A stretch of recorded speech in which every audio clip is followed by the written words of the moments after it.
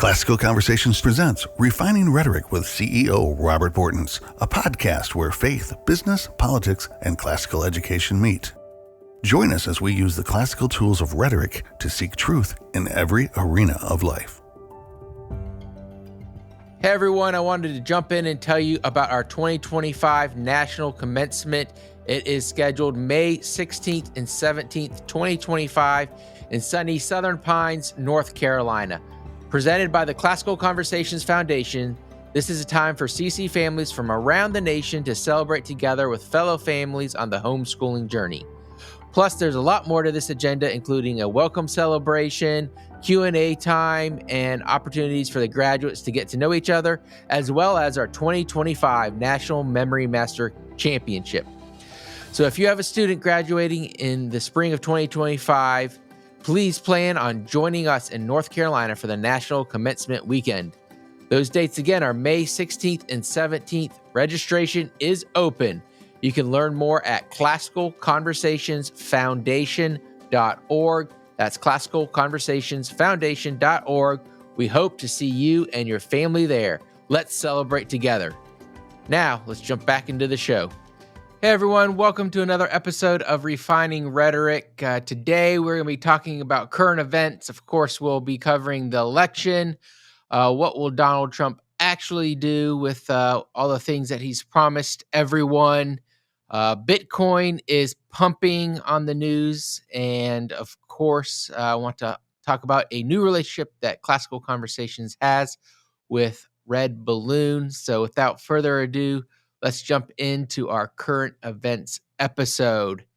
So it took a little while for the votes to be counted in the House and Senate. In fact, some states are still counting, and that's really based on state legislation and laws that they've put in place to count things in a way that takes a long time, because you can see states like Florida, North Carolina count almost instantaneous. And so there's any doubt in the election outcomes, it's because of state legislators and the laws that they've decided to pass on both sides of the aisle. But one election was not in doubt. And as I was telling my followers on X earlier, if Donald Trump wins the presidency, I think it'll be an early night. And it was.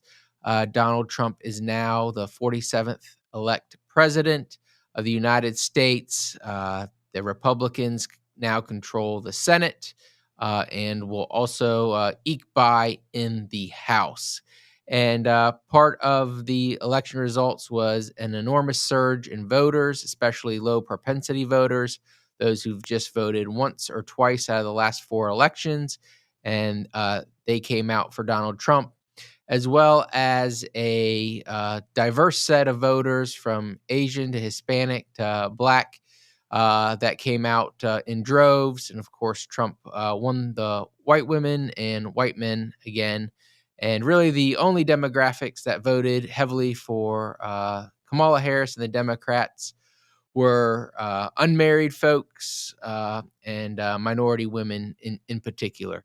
So a big win for those of us who voted for Donald Trump and believe in his policies. It's interesting to see him reaching out. Kamala Harris spent over $1 billion on her campaign. He spent about $300 million, and she's over $20 million in debt, partly due to paying celebrities to endorse her or to show up, paying millions of dollars to the likes of Oprah Winfrey, who's a billionaire, paying money to Beyonce, who's married to a billionaire. Very, very interesting campaign tactics. Taylor Swift, I'm sure she got a nice little payday from the Harris campaign. But Trump overcame all of that as he spoke to the working class in America and the fundamental, really overreach of government in all aspects of our lives. And so he's had a lot of different campaign pledges. And the one that's, of course, near and dear to our heart is he has vowed to shutter the Department of Education. Now, since the Department of Education was formed, the United States has gone from first in the world to somewhere between 20th and 34th in the world, depending on what metrics you want to look at, and as far as world education. So there's not a single educational outcome that has improved since the Department of Education has been formed. It has helped create $2 trillion or more in student loan debt. It has decreased outcomes. It has increased all sorts of nonsense as the federal government can force states to do things to get this money. And of course, it's their citizens, taxes to begin with. And so there's a lot of debate on what Donald Trump can do or can't do with the Department of Education and where things will go. And despite his disavowalment of Project 2025, and of course, he was not involved in it, and he has his own Trump 47. We might be able to look there to see how he might achieve some of those outcomes. One of them being moving things like of course, we could privatize college loans again and remove it from the federal government. One of the things would be to move that over to Treasury and have them administer that. He could do some block grants until there is otherwise opportunity to have Congress defund it or eliminate it. The thing with Congress eliminating it, I believe they would need 60 votes by the Senate to eliminate a department like that. But there are other mechanisms that Trump is planning on using based on my inside knowledge, or at least what people are hoping that he's going to use.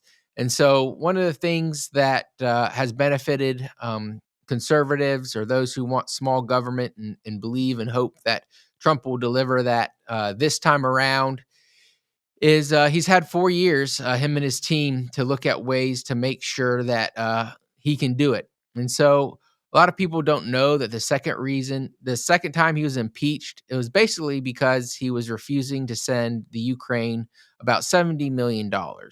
And he wanted to understand how this money was going to be used before sending them that check. And of course, this was before the war started. And that was really the driving force behind it. And so you might have heard that idea that Congress controls the purse strings. And that's true. And there's some debate upon what does that mean. And so basically why he was impeached the first time was Congress is saying that the purse strings, if I give you $70 million to do something, you're required to spend all 70 million of it. It is both a ceiling of spending and a floor. And what Donald Trump believes and what they have been working on behind the scenes is that Congress can allocate money for things, but that the president and the executive branch does not have to spend it. And so, if Congress wants to give $500 million to Planned Parenthood, in the past, from all the other conservative Republican presidents, they've sent $500 million to Planned Parenthood. Well, Donald Trump may or may not do that this time, but he's arguing that he has the right to send them $0. And so that he doesn't have to actually spend, that the purse strings are a ceiling of spending and not a floor. And so if that's the fact, and they do go down this path, then he could end the Department of Education because they could allocate, say, $100 million for personnel in the Department of Education, and he could say, okay, well, we're only going to spend $1 million on personnel and fire the other $99 million worth of individuals. And so that's one thing that they're expecting and thinking that they're going to be doing. The other thing that they plan to do, from my understanding, is, of course, reclassify federal employees and schedule them so that they can be fired if they are incompetent or don't do what they're being asked to do. And so that will be another way to kind of drain the swamp. And one of the ways that they're going to be doing that is they'll literally rent out huge warehouses, put desks and chairs in them, and have federal employees show up to work from 9 to 5 and have them sit at their desk except for their 15-minute break and lunch break, and give them no work to do. And so eventually these people will quit or leave on their own. And they're even planning on having citizen monitors come in and watch these federal employees to make sure that they're doing what they ought to be doing and are not undermining the president. And so if you remember when Elon Musk bought Twitter, he had that famous picture of him carrying the sink as he fired about 75% of the workforce or so. Elon believes, as well as others, that we can cut about $2 trillion from the federal government, which is basically the deficit, by just getting rid of waste and people who are not productive for the American citizens and for the voters. And so those are some of the mechanisms that Trump and his allies have been planning behind the scenes in order to enact some of the things that he wants to do that is above and beyond what Congress might be willing to do. And the other thing is they've had 3-4 years now of just working on these executive orders and the legal case for him to be able to do all of these things. So just be prepared for them to say he's breaking all the norms. And we know that the norms in Washington, D.C. do not work for the American people. And one of those things is the fiat dollar, the Federal Reserve. Since it was created, the dollar purchasing power has gone down 99%.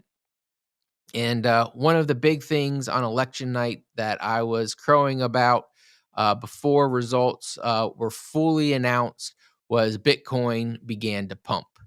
And at that moment, I knew that Donald Trump was going to be elected the 47th president because that was a signal. He was a very pro-Bitcoin, pro-technology development stance. He has very pro-Bitcoin people around him. And, there's a great video linked below talking about why Bitcoin and the Federal Reserve is so evil and why Bitcoin is an opportunity for us to reclaim our freedom and independence from that monstrosity that has stolen, all of our wealth from the middle class and has redistributed to upper 1% because of the cronyism that's inherent in sort of a fiat dollar system where losses are subsidized and profits are allowed to be taken home, even if you've lost money the last time. So Bitcoin is pumping. We've been talking to you about Bitcoin and different cryptocurrencies now for 3 or 4 years. We even did an episode a while ago showing that if you had just invested like $50 into crypto, when we started talking about it, even when it was at an all-time high 4 years ago, and had just done that faithfully over the last 4 years, you'd be significantly up now. And just yesterday on the 11th, we had the biggest Bitcoin pump in history, over $8,000. It went from a little bit under 80,000 to hit 89,000 for a while before closing in the 88,000 range. When Trump was being elected, it was in the 70s, or I think it went from like 69 to 72 at that night. So we've seen a real rise in this. And why is that? It's because Bitcoin is solid money. It's a technology. And Donald Trump and the Republicans who've been elected have been talking about using it as a reserve asset. In other words, it will go on the books of the United States to the tune of, I've heard about 5% of all Bitcoin is what they want to purchase. They currently have about 200,000. So that would be about 5 times the amount that they have now, 1 million in the bank. And because it's appreciated so much, they believe that this can help us pay off the deficit over time, as it seems to be appreciating, a few 100%, or on average about 50% a year. When we have these giant bull runs that we are just about to enter, if we follow historical patterns, we should see a big increase in the near future. And so because it is money for people who want to be independent, that's why I've encouraged you to educate yourself. It's worth spending an hour of your day or 2 hours once or twice to really understand Bitcoin and what it can do for you. People ask me, is it too late to get in? I don't think it's too late. I've heard people suggest that in 2025, We could see a $200,000 Bitcoin or a $500,000 Bitcoin. Those numbers seem crazy when, at least as of this recording, we're in the high 80s. But even 6 months ago, when we were in the hitting all-time highs in the 70s, it seemed crazy at that time. And so this is not financial advice. Your goals are not my goals. But if the United States puts it as a reserve currency and other countries follow suit, and even businesses like MicroStrategies, they just bought $2 billion worth, are doing the same thing. These numbers, 200 to 500,000, might be low end on the estimates. You could see people arguing for $1 million Bitcoin right now. And if Bitcoin ever flipped gold, it could be as high as $7 million a coin. And so I've said on my Twitter, halfway joking, but halfway serious, in the future, we won't have rich or poor anymore. We'll have those who own Bitcoin and those who do not. And a lot of people don't understand, you don't have to buy a full one. You can buy a Satoshi. You can buy $5 worth, $50 worth, $500 worth, and just do a dollar cost average where you're buying $50 a week or $50 a month or $5 a month, whatever you can afford, because your future self will greatly appreciate that investment. Again, not investment advice, but it is what I'm trying to do for my family. And so I really suggest you look into it and educate yourself, because if the U.S. does it, if China starts doing it, if India does it, then we'll see it go to realms unheard of in the past. And finally, if you are with Classical Conversations, we are doing more and more to support our alumni and our parents. And we have a partnership that we've just announced with redballoon.work, where you can go to redballoon.work/cc. You can create a profile. You can upload your resume, and you'll get basically a special badge that shows that you're with Classical Conversations. And so they have employers that are looking for our students, looking for our parents, looking for people who've embraced a classical Christian worldview. They'll be posting jobs. Of course, this is a great opportunity for us to work with people who love the Lord, who want to see our country prosper, who want to see our nations prosper, and who will create a work environment that will not be hostile to our worldview. And so I think it's a great opportunity. I definitely encourage all of you, whether you're a parent of a student, a recent graduate, a college graduate, or someone who's looking for a new job. If you're with Classical Conversations, go to redballoon.work/cc to find out more information. Thank you for tuning in to today's episode. It will certainly be interesting to see if Donald Trump makes true on his many promises. We will know, I think, pretty quickly in late January. Does he have a bunch of executive orders lined up, and is he moving forward on things? Because I know he's going to move quickly if he does plan on doing these things, because Congress may or may not be with him. And of course, we've got another election just 2 years down the road. And Bitcoin is certainly poised to pump in 2025. Go educate yourself on that and the Bitcoin cycles and on the technology that is crypto. So until next time, God bless. Thank you for listening to Refining Rhetoric with Robert Bortins. Want more? Make sure to subscribe so you won't miss an episode. You can also follow us on social media to continue the conversation, and visit classicalconversations.com/rhetoric to find out how you can join a local homeschool community.